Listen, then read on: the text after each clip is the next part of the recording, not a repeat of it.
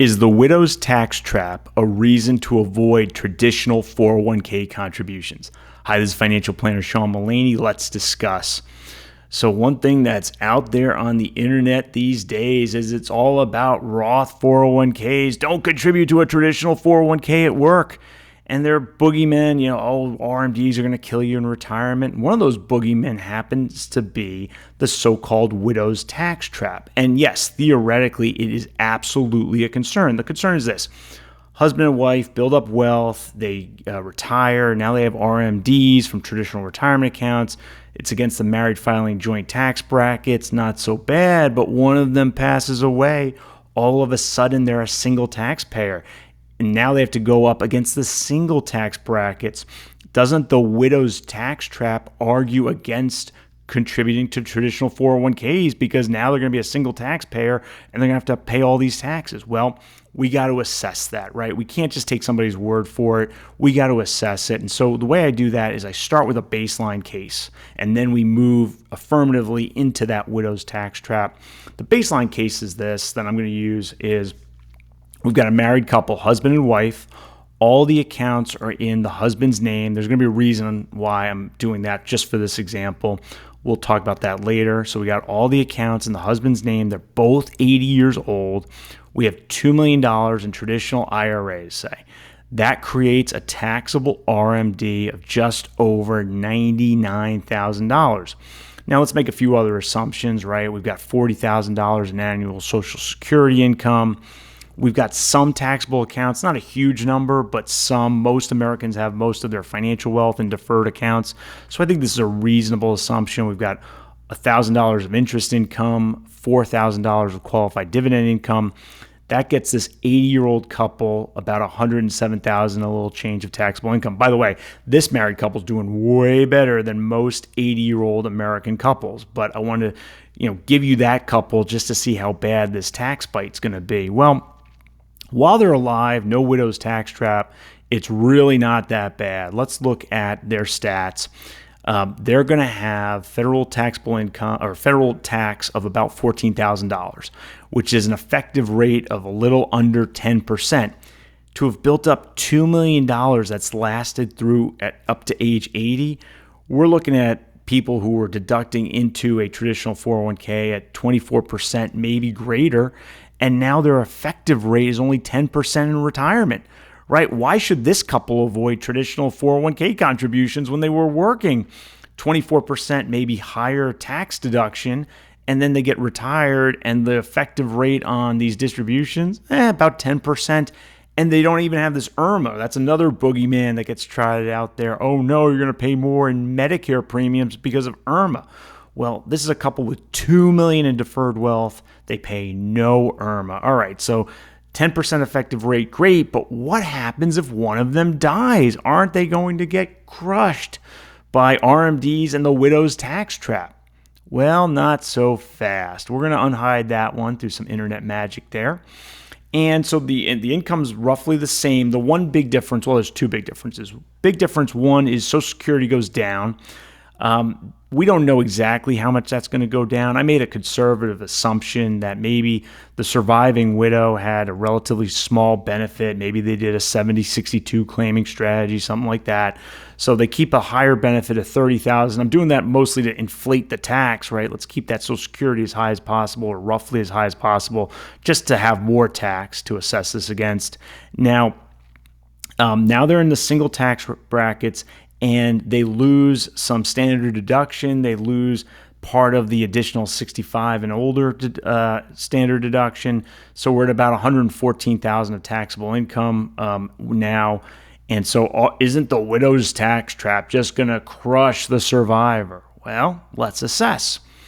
We have now over $20,000 of federal income tax, but you got to remember they're bringing home over six figures, and there's one less mouth to feed, sadly, because the husband died here, so the widow keeps, the RMDs keep coming in. Most of that Social Security keeps coming in. So there's more tax, but there's also fewer expenses. The effective tax rate on the gross income is still just a little over 15%, right? So the widow's tax trap, it bites. There's real money paid here, but boy, it doesn't kill the survivor. She's still paying an effective federal income tax rate of a little over 15%. And remember, those deductions went in at 24% or more. So even in the widow's tax trap, she's still winning. Now, some people are going to say, but she's now going to pay IRMA, and you are correct. I estimate IRMA might be about something like $2,400, right? Give or take.